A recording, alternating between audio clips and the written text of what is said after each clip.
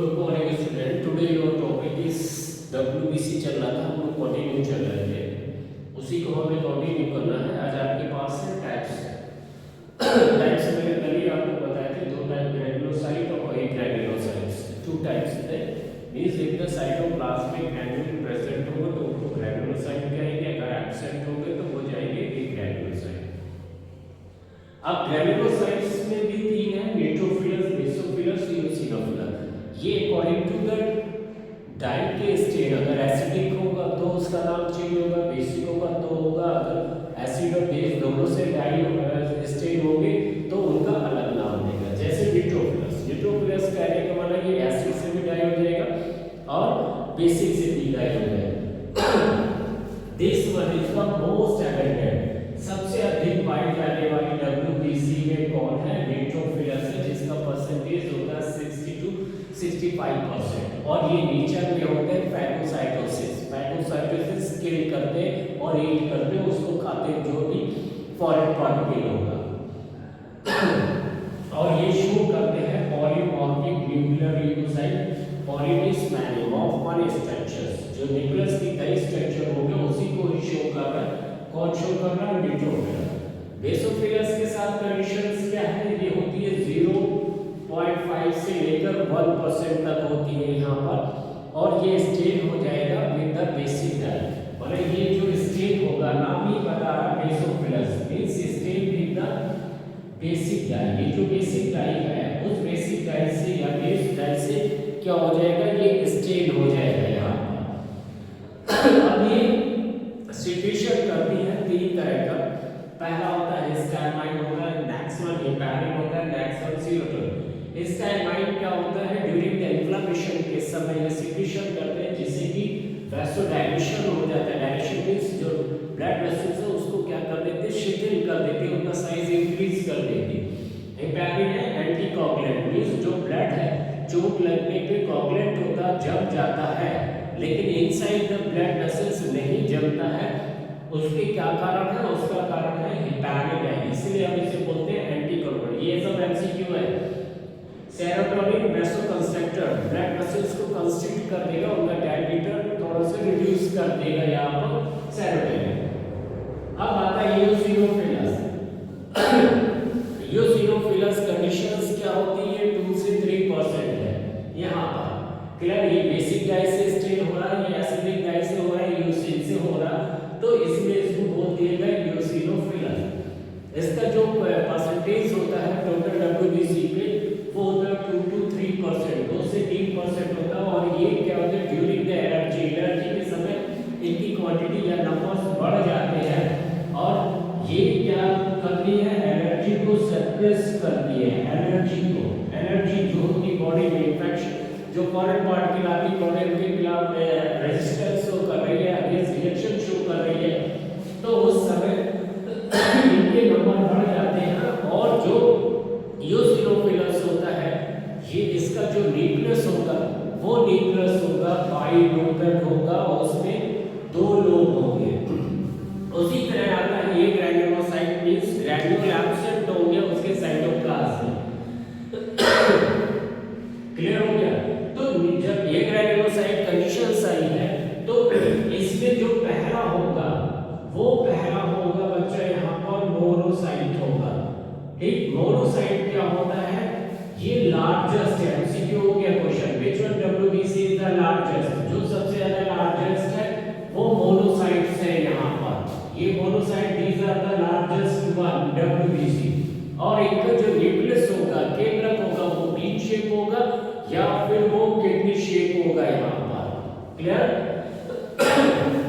ये स्पेंजर सेल्स कहते हैं। स्पेंजर्स भी सफाई करने वाले जो सेल्स होंगी, जो वो केंद्र होंगे, डेड होंगे, उनको वहां से ये रिमूव करता है, तो इसलिए हम इन्हें कहते हैं स्पेंजर सेल्स कहते हैं यहाँ पर। लिम्फोसाइट कंडीशंस क्या होती है? लिम्फोसाइट 2 तरह के होते हैं, बी लिम्फोसाइट होता है, एक टी लिम्फोसाइट्स होता है यहाँ पर। जो बी लिम्फोसाइट्स होता है ये फॉर्म्स करता है, एंटीबॉडीज फॉर्म करता है और ये मेनली रिलेटेड होता है ह्यूमरल इम्यूनिटी से। Which one WBC is related to the humoral immunity? MCQ question है।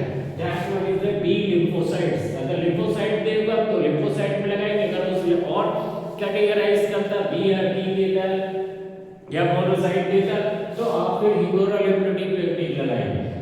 टी लिम्फोसाइट क्या है, इसका काम है वायरस को किल करना, और ये भी किससे रिलेटेड है, सेल मीडिएटेड इम्यूनिटी से। ये ह्यूमरल से है, टी क्या है, सेल मीडिएटेड इम्यूनिटी से रिलेटेड है यहां पर। क्लियर हो गया? तो ये आपके पास पॉइंट में डब्ल्यूबीसी के यहां पर।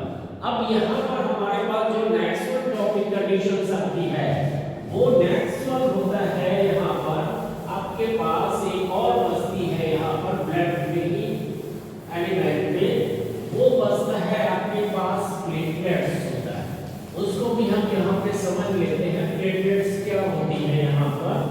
तो प्लेटलेट्स के साथ जो कंडीशंस आती है